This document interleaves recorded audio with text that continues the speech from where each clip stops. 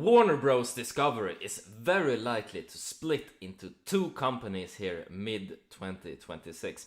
Companies make these announcements from time to time. We will talk about this more in the video. I've seen examples like this in the past where the deal has not gone through, basically. But in this case, we will talk about why this deal is very likely and what it means for shareholders going forward as well. So the company here, Warner Bros. Discovery, has announced this transaction with a spin-off, basically splitting up into two different companies. That will be done by mid-2026. In the official press release on the website, they talk about that both new companies will be well capitalized. Of course, I wouldn't be a proper finance YouTuber if I didn't research that claim myself. So I did just that, taking a look at enterprise value for the company. Basically comparing that to the market cap to get an immediate feel of how debt burdened the company is. And in this case, you can see that market cap is the value of all the equity attributable to shareholders. And then enterprise value here would basically be the cost, the amount of debt that you would need to raise in the capital market to buy the entire company outright. So the company has quite a lot of debt on the balance sheet.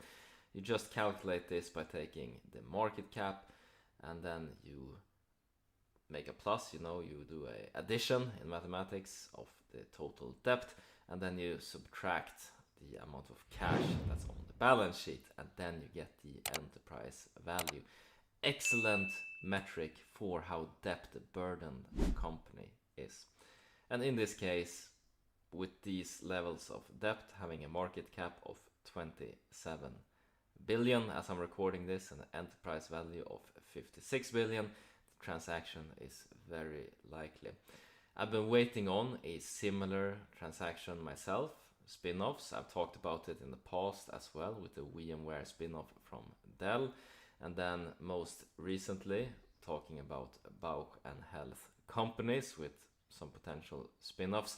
But look at market cap to enterprise value in this case. 2 billion market cap to 22 billion in enterprise value.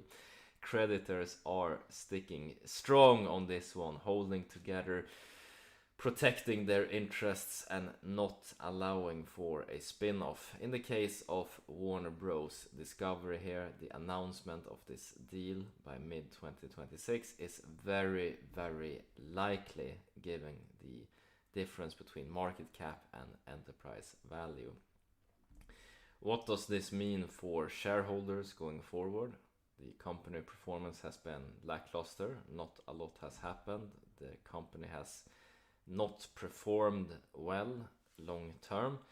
Perhaps this is what's needed to create a more agile company that can compete better in the marketplace with less bureaucracy. Who knows? That's very, very uncertain. But one thing is a general rule regarding spin-offs, and that's that it's going to create some selling pressure immediately in the near term right after the split. This tends to happen. It happened when VMware was spun off from Dell. All of a sudden, imagine this scenario, you're a shareholder, all of a sudden you discover this strange company in your portfolio.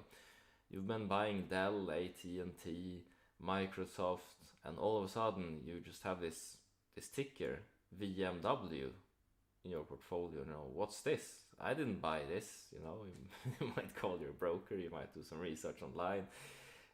Oh, it's a spin-off, I don't want this. You sell it, and that creates selling pressure that drives down stock price in the near term.